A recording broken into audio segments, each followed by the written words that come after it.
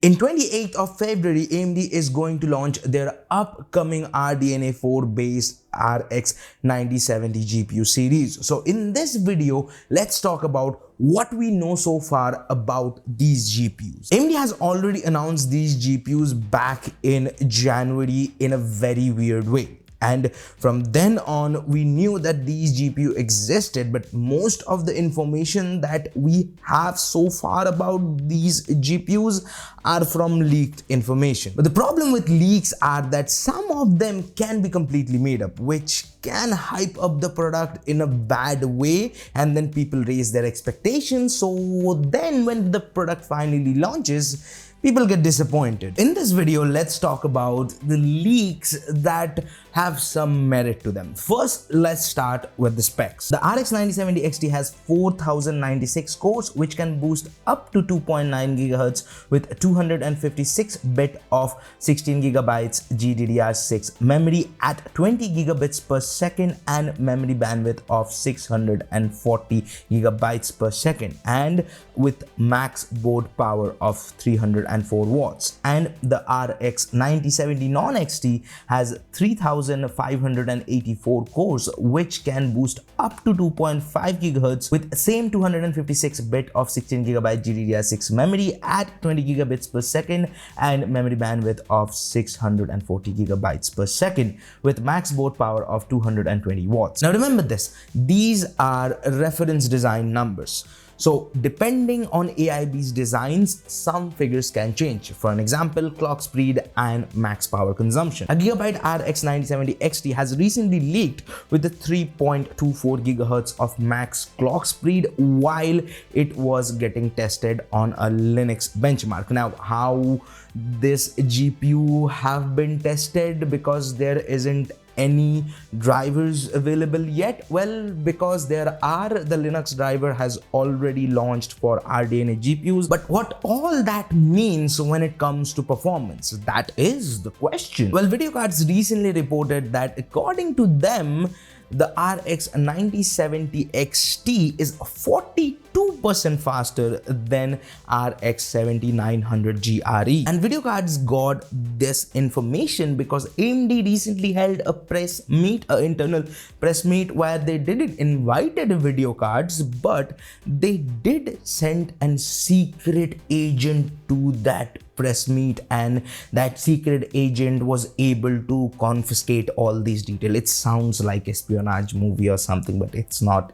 They wrote it in a very fun way. I like the article and the link is in the description. But the question is, why compare it with a 7900 GRE? Why not with a 7900 XTX? And even better, why not with an NVIDIA card? For an example, RTX 5070 Ti, which this card eventually might compete to.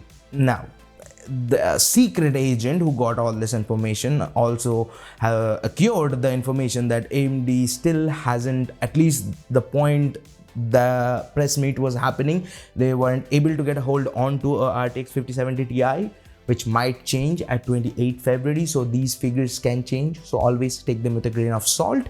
But the question remains, why RX 7900 GRE? Well, at first I thought that it was because AMD is targeting that price range, $550, around that. And we have recently seen that Hardware Unboxed tweeted that AMD directly asked them that what should the pricing should be about for these GPUs. So at first I thought that, but another article from video cards kind of changed my perspective, which I'm going to come at later. But first, let's dissect this 42% figure. Now, this 42% figure is averaged out of 30 plus games that AMD tested. Now, video cards did showcase some individual game numbers, but it doesn't consist all the 30 plus games. But if we take this 42% average and compare it with 7900 GRE, then we can expect this GPU to perform similar or even better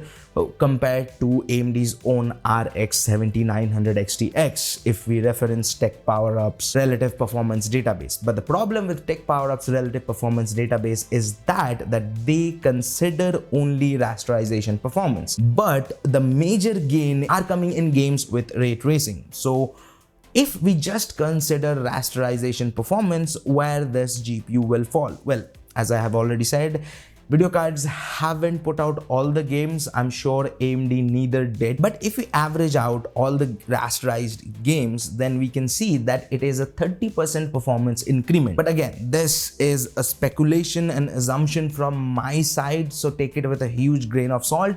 But expect this GPU to perform very similar or at least close to a 4080, which will make it a good competitor when it comes to the 5070 Ti. But the 5070 Ti has one advantage, or at least up until now, that it is really great at ray tracing. But this time around, AMD did put a lot of work when it comes to their ray tracing workflow, and we can see that in games like Cyberpunk 2077 and F1 2024, they are getting 66% performance improvement, which is a huge number, although it is already a low bar to start from. But even if AMD cannot beat Nvidia when it comes to ray tracing, if they can come close to that range of performance, it will still be a win, if and only if AMD priced these GPUs right. Well, no, they didn't price it right. While I was editing this video, there's some new information that came up.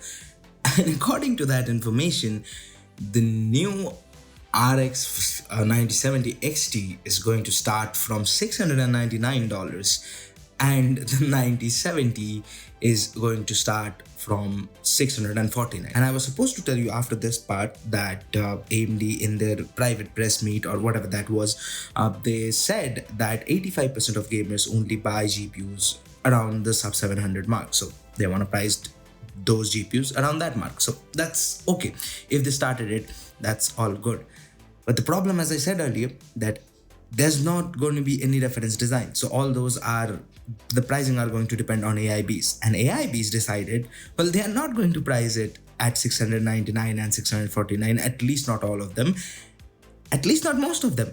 And most of them are priced over $700 for XT, and some even gets close to like over $1,000, $1,100 for Power Colors version of Triple Reaper fan or whatever that is.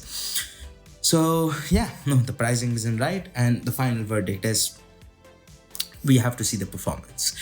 And I don't think that even the performance will save AMD. So yeah, it's a sad day, and I am no more excited about these GPUs as I was before.